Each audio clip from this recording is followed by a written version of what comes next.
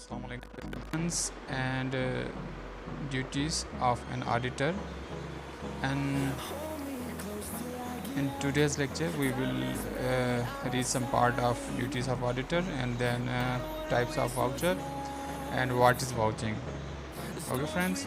So let's go to the topic.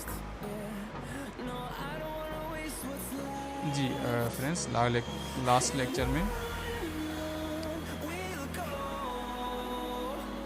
हमने duties और functions पढ़े थे।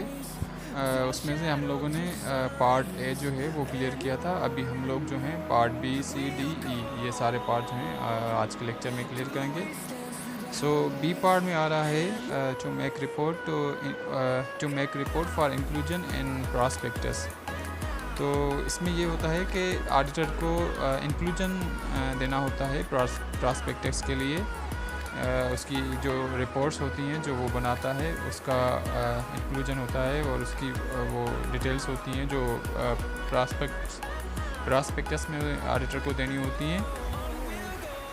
और उसका सेक्शन होता है 53। और सी में जो है ऑडिटर जो है वो सर्टिफाई करता है जो उसने रिसिप्ट्स और जो पेमेंट्स होती हैं अकाउंटिंग की जो उसने ऑडिट की होती हैं। तो वो स्टेटरी रिपोर्ट जो ऑडिट रिपोर्ट होती है उसकी रिसिप्ट्स और पेमेंट्स जो होती हैं वो जो स्टेटरी रिपोर्ट होती है ऑडिट की वो प्रॉस्पेक्टस में उसकी डिटेल्स देता है कि रिसिप्ट्स क्या थी और पेमेंट्स क्या थी। और डी में है to make report on declaration of solvency in case of voluntary winding up।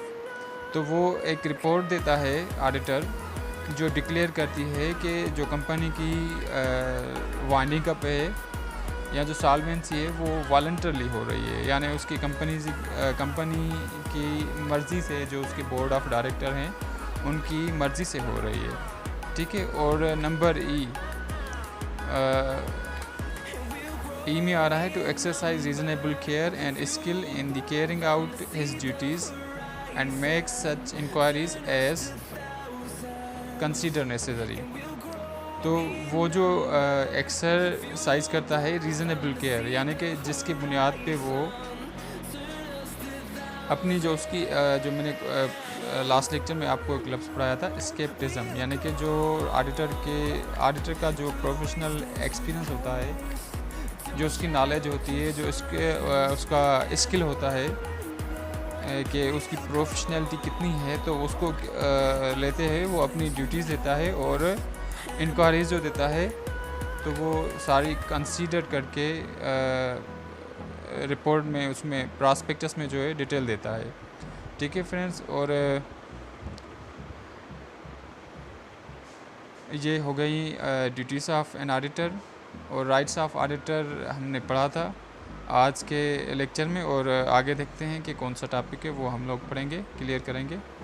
Ji friends, आगे सेकंड जो टॉपिक है वो है वाउचर, यानी कि वाउचर क्या है। तो फ्रेंड्स, वाउचर जब ब्रांच में कोई रिसिप्ट या पेमेंट होती है तो उसके लिए या कंपनी की कोई होती है तो उसके लिए वो वाउचर बनाते हैं। वाउचर मैं बताता हूँ कि कितने किस्म के हैं। तो जी फ्रेंड्स, वाउचर जो होते हैं वो एक रिसिप्ट वाउचर होता है और पेमेंट वाउचर होता है, जनरल वाउचर होता है और पेटी कैश वाउचर होता है। तो रिसिप्ट वाउचर में ये होता है कि जो पेमेंट कंपनी रिसीव करती है, यानी कि उसको जितनी भी पेमेंट मिलती है तो उसका वाउचर बनाती है। और जो पेमेंट करती है कंपनी जो भी, तो उसका पेमेंट वाउचर होता है वो बनाती है। और जनरल वाउचर जो होता है वो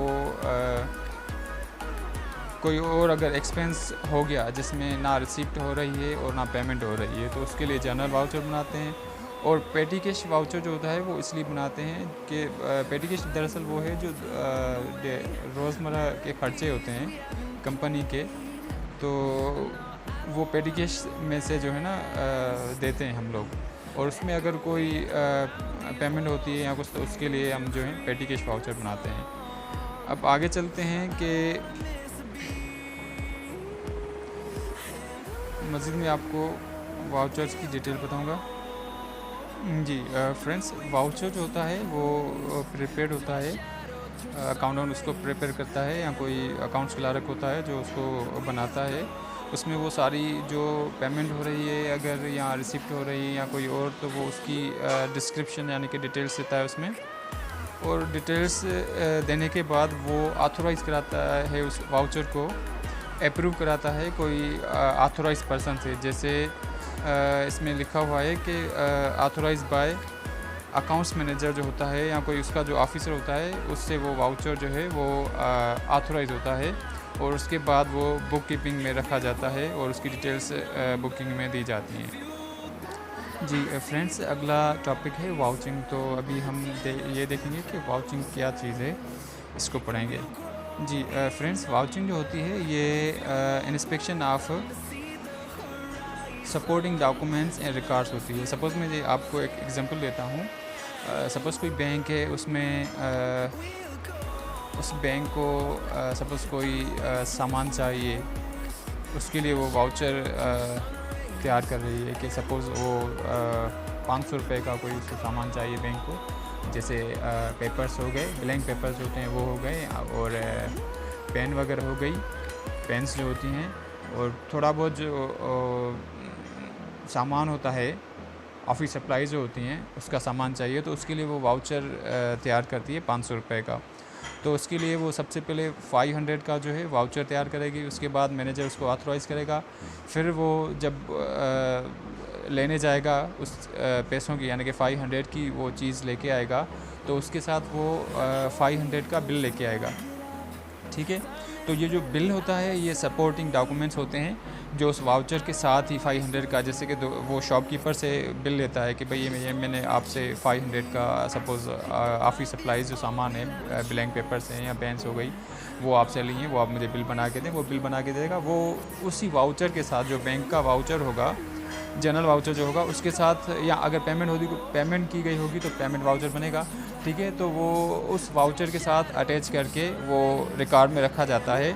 जैसे इसमें लिखा हुआ है कि inspection of supporting documents and records. ठीक है ना, वो वाउचिंग होती है कि सपोज़ अगर 500 बैंक में से पेमेंट हुई तो वो कहाँ गई, किस लिए दी गई, तो ये वाउचिंग होती है, इसको हम लोग वाउचिंग कहते हैं।